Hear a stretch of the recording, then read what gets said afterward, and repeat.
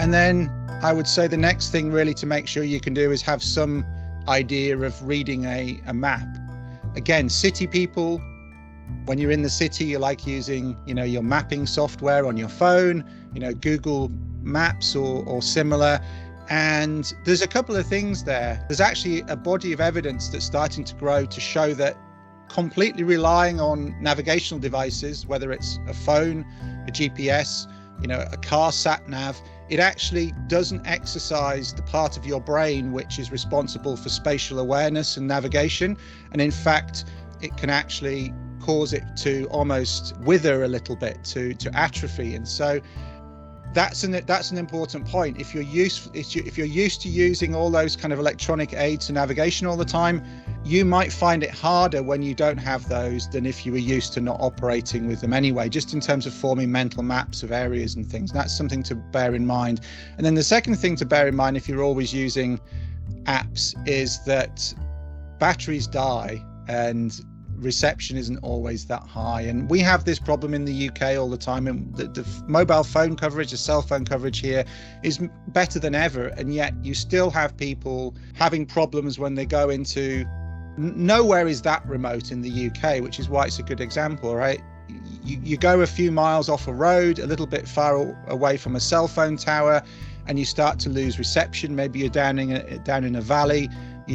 Yes, you've got the GPS, but batteries run down very quickly, particularly when, and this is the thing people don't realize, particularly when reception's not that good, phones have to work much harder to try and stay connected. So they're pinging. You might have noticed this when you're in areas of poor reception. You're like, why is my phone battery suddenly 40%? It's not normally 40% until the evening when I'm at home or in the town. My battery life seems to be better, and it's because it's having to work harder to stay connected to the network, and that happens when you go into slightly more remote places.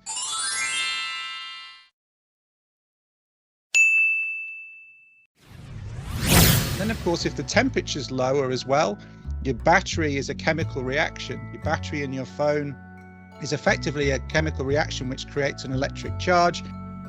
Chemical reactions slow down as temperature drops, right? So if you're out in the cold, the batteries don't work as well. So you get this combined effect that catches people out, even on day hikes, that they're out, it's a bit of a cold, windy day, they're a bit away from the cell phone mast, the reception isn't as good, and their phone's dead by lunchtime, and then they need to find their way back. So that's something that catches people out a lot. And another reason why I think it's worth learning to use a map, and maybe even learning to use a compass, but the map is the most important thing. If you can relate where you are to what's on a map that doesn't require any batteries, and keep track of where you are, see where you are on the ground, keep track of where you are on the map. If you know where you started, you know where you are, and you can relate that to the ground, then you can find your way back to where you started.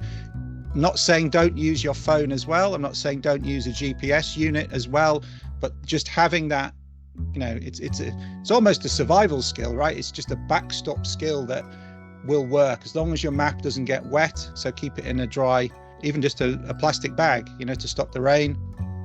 Then you've got a backup that will be completely reliable, regardless of whether anything else is working or not.